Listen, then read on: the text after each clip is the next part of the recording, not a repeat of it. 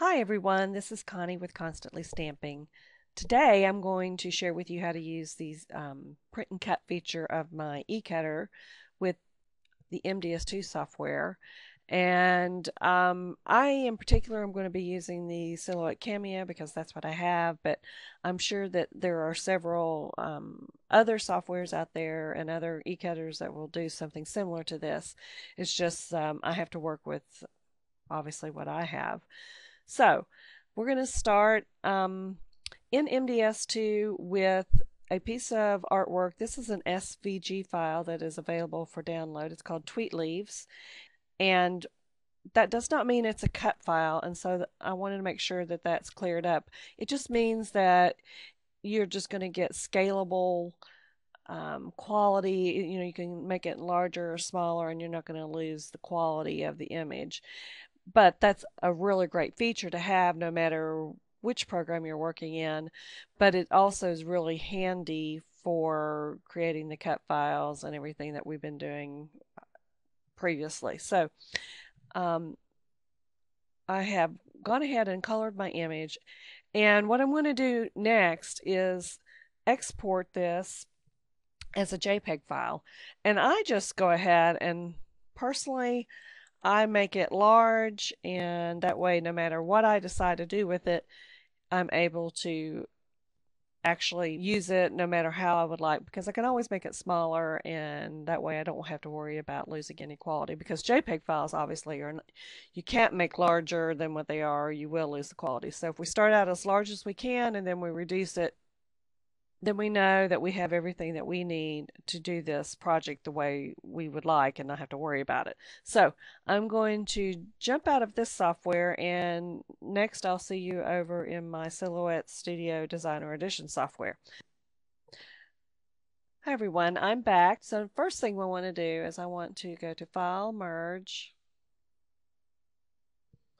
and I have saved this out on my desktop, the tweet leaves, and make sure that down here that you are selected, you either say JPEG or all files, so that your colored image will show up. And we're just going to say okay. Well, first thing that we need to do is we need to tell the software what size we're going to be working with. Now my mat is 12 by 12, and then the printed image that I'm using is going to be 8.5 by 11. So I'm just going to go right off the bat and tell it that even though I'm using a 12 by 12 mat, that I am actually working with a letter size piece of artwork. The other thing that you want to do is up here in the top right hand corner, you want to go ahead and tell it to show your registration marks. And every place where they are hatched out, we're going to know that it won't cut in those areas. So let's just kind of move our artwork down to inside this red square and get that situated.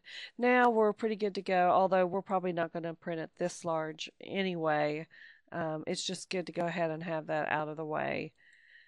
So I'm going to enlarge this just a little bit. Too much.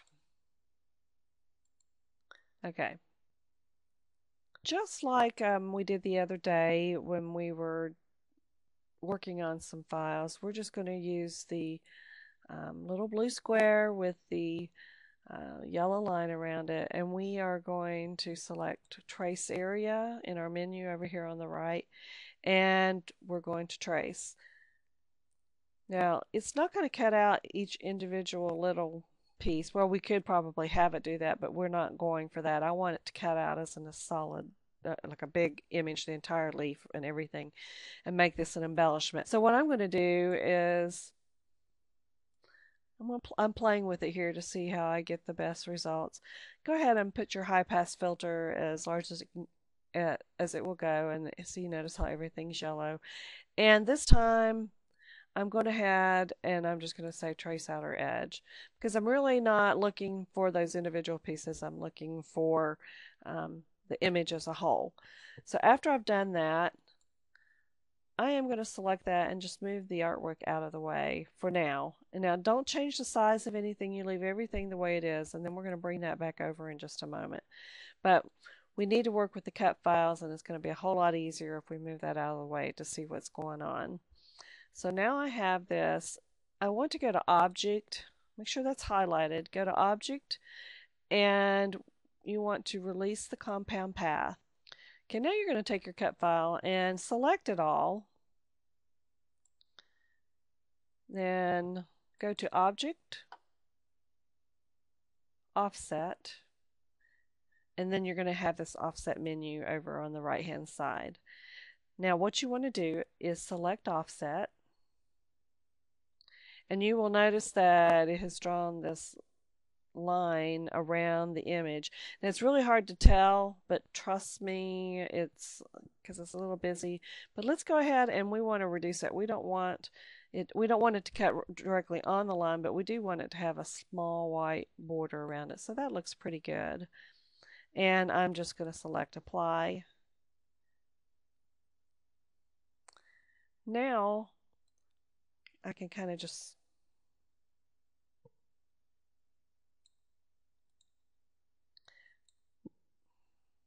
now I can select that outline file, and it's not letting me do that. Of course not. Let's see if I can get this piece right here to select. There we go. And we don't need this anymore, so I'm just going to select it all and delete it.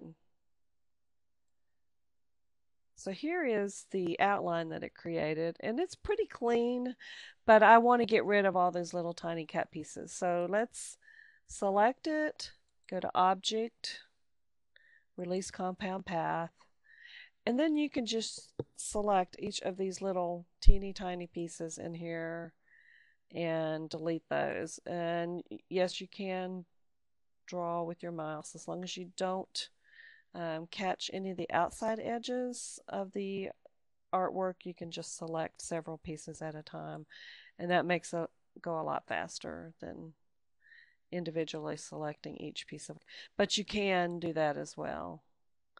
So let me finish that up and then I'll be right back with you. Okay, I've got it cleaned up. Now I can move my artwork back over, and you will see that it has a nice trace line around it.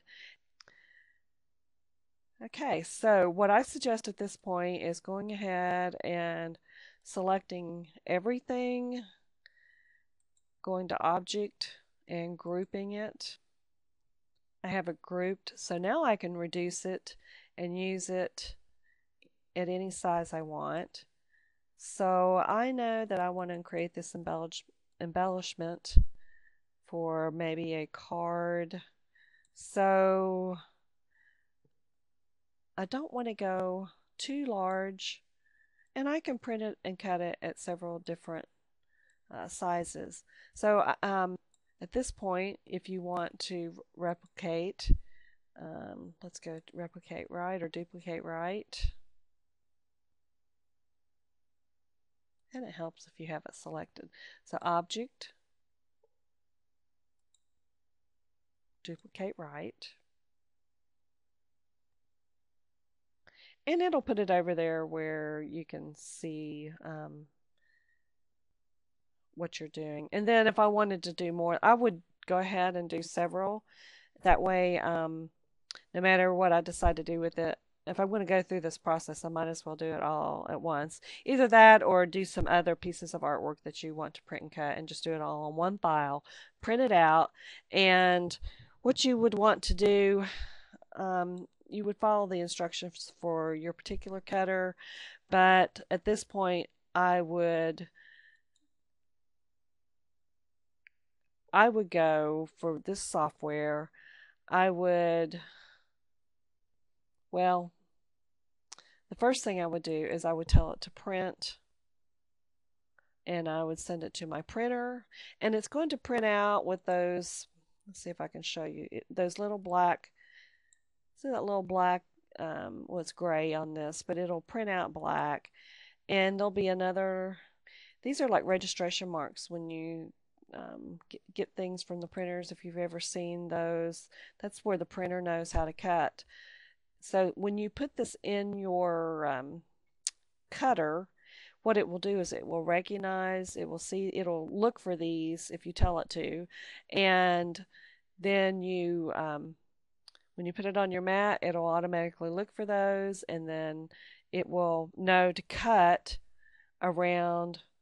It just knows where to cut. It'll just automatically, because it it knows it's printed where it is. It's kind of complicated, but it's not really. So that's basically all there is to the print and cut. And I'll try to put a sample of something that I've made with this particular print and cut file on my blog. And if I can figure out how to put it at the end of the video, I'll do that as well. So thanks and have a great day.